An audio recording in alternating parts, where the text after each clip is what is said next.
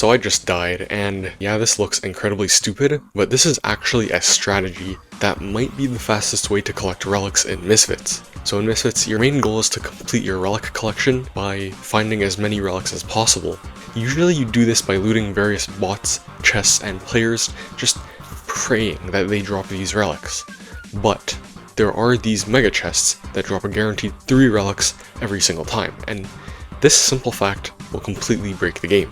There are a few things that make this strategy work. These mega chests spawn in the same areas on the map every time. When you're downed in Misfitz, bots will actually stop shooting at you. The developers probably intended this to make PvE a lot less punishing, but this is going to be a big loophole. Everyone spawns in with a revive every single time.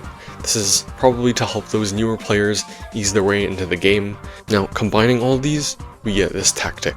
So first, I'm going to just run up to this big chest and open it up.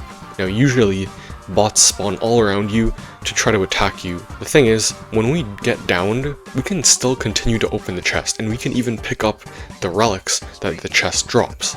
Once we collect all the relics, we can simply move out of where all the bots are and revive ourselves. Now you might be thinking, Ryan, this is actually very dangerous because the other enemies can come up to you and kill you while you're down.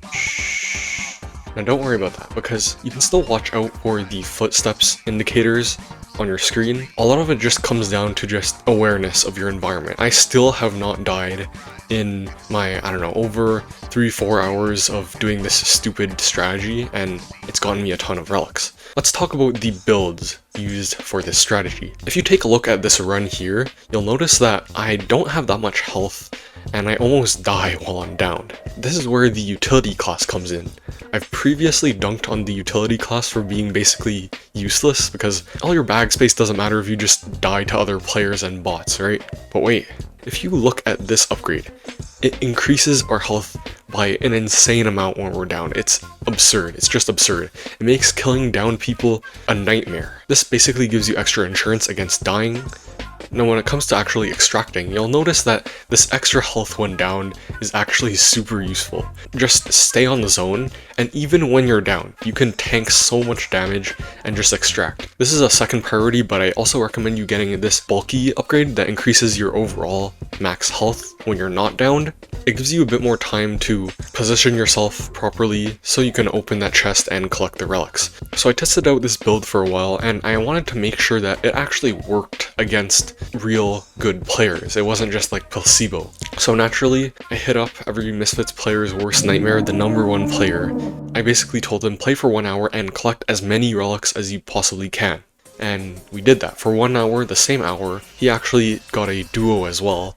This was really strange. I didn't expect this completely. He ended up killing me 2 times. I was really vulnerable. I was playing solo. I think he got a total of 9 relics from me, which was just hilarious. But then I checked our totals. Once the hours were up, it looks like he got a total of 56 relics. And I actually got 64 relics. There is a noticeable difference between how many relics we got, and again, he killed me twice when I had a ton of relics, so if I wasn't interrupted by arguably the best player, I could have gotten even more. As a solo player, it just feels wrong getting more loot than the duo that's like sweatily trying to kill as many people as they can.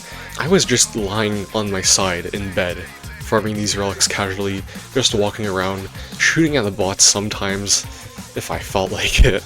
But yeah, this strategy is just really stupid. You can do it with any character. I did mainly show gloss footage because I found that just works the best. You have the most flexibility. If you really need to use the heal power-up, then you can use that. If you want to mess around with your revive, you can do that too.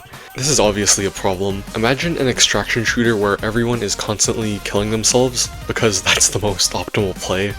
I do have a few solutions to this. So first of all, maybe bots can continue to attack down players, but give them some damage resistance against bots. For example, when they're downed, they get a 75% shield against bots, but they still get attacked. So they still have a good chance to survive against the bots when they're downed, but they can't just dive into a mountain of 50 bots and get away with 3 relics for free without killing any of those bots. That's just absurd, right? My second solution is that bots could still attack down players if they're opening chests. So it's more specific. They can't just dive into a big chest while they're down and get free relics. You might think, oh no, how am I gonna get a revive if I don't have it in my inventory then? But just think, when was the last time you died and there was a chest nearby and it had a revive in it, right?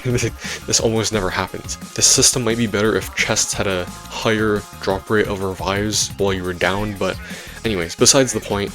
And solution 3, the most straightforward, stupid solution of all. Just remove the revive. Yeah, hire me right now, I am just an absolute genius. Maybe there's a better way to onboard players without giving them a free second life, because honestly it's pretty toxic. If you've ever killed someone, you know, you think you're winning, you're one-upping them, and then they just pull the revive out of their ass while having like 10,000 health. You can't stop the revive. I hope you guys enjoyed learning about the dumbest strategy that Misfitz has ever seen, and if you enjoyed this video, then maybe check out this other one for my channel, and I will see you next time.